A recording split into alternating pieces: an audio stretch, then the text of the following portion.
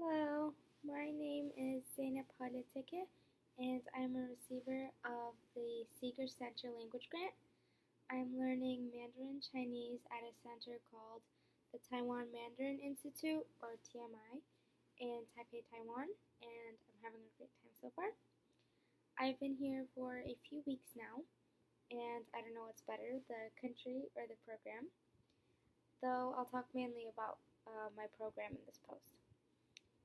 TMI is a private institution where anybody interested in the Mandarin language can take classes. There are different packages to choose from, but the one I'm doing is a small classroom type setting with a maximum of 6 students at the same level. My initial hope was that I would have a couple of other classmates to practice with in and outside of class, because you do commit to a language pledge in the beginning, right after you take your placement test to gauge your level. But unfortunately, everyone has different start and end dates. So although I started off with 4 other classmates at the intermediate advanced level, um, I was left alone during like my third week here. I still can't complain though because now it's more like a one-on-one type situation. All the tutors um, are picked according to your level, so they assign you 1 or 2 teachers that alternate daily or sometimes weekly.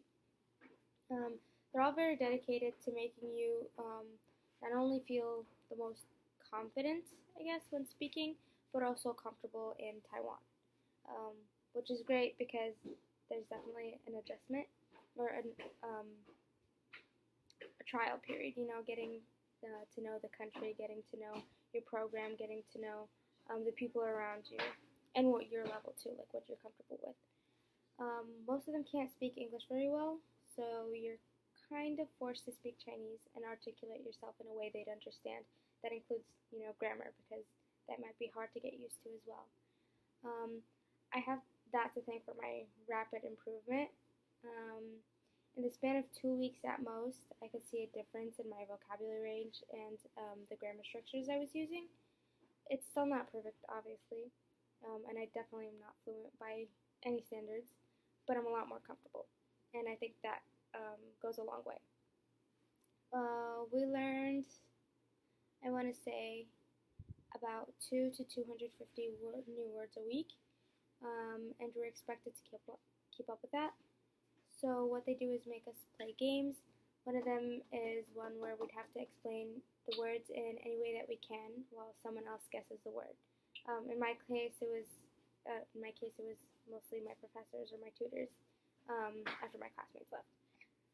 But I still had a good time, and it was still very beneficial in my opinion.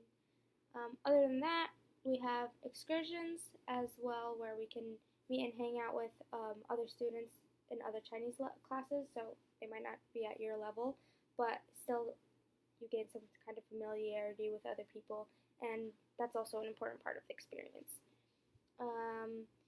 We visit culturally or historically significant sites. 6 days a week, they'll have activities planned around Taiwan, most of them close to Taipei, like going to see the famous Longshan Temple, or going snorkeling at Longdong Cave, which were both really cool. One of the most memorable, though, in my opinion, was a baseball game I went to my first week here. I was told that it's the national sport of Taiwan, and that there are 4 national teams that have between them like hundreds of games a year, and everyone's still super into it, regardless of that. Everyone knows all the players, and they're super interactive. So my first game was about 3 to 4 hours long, but I didn't get bored at all. What with the cheerleaders, the fan cheers, and definitely the food. That was a huge part of it. I later realized that it was like such a Taiwanese experience. Um, that was although I don't drink, that was where I discovered beer flavored ice cream. Um, as an extension, I also grew accustomed to a lot of like oddly flavored desserts, drinks, and like snacks. I realized that Taiwan specifically likes to make things that are traditionally salty, like chips, sweet, and things that I think traditionally are sweet, they make salty. which it was really cool. I enjoyed that. So I've been missing out all my life.